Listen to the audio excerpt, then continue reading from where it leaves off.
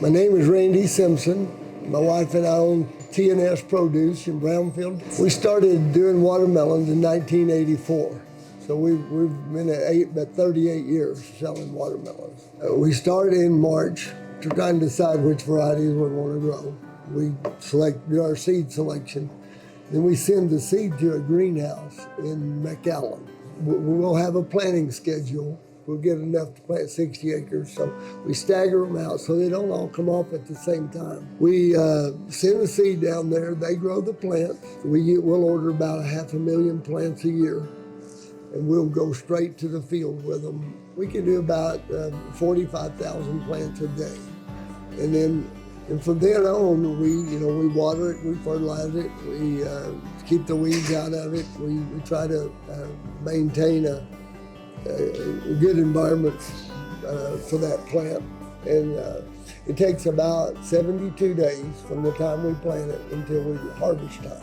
At the time that we know that they're about to get ready, then we have crews that we bring in here from other parts of the state, and that's what they do for a living, harvest watermelon.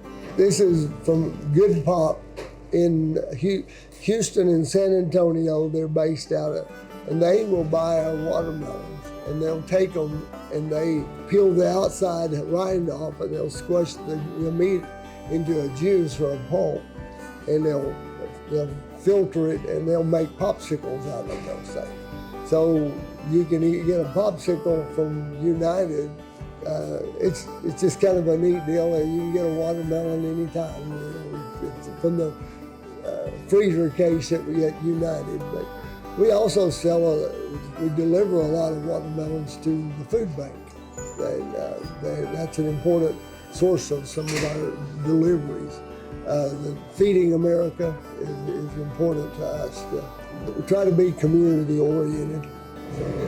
Distance-wise, it was probably the Bronx in New York. It's about 2,000 miles. And Alberta, Canada is pretty close to that, but it's not quite there. I think it's like 1,800 miles.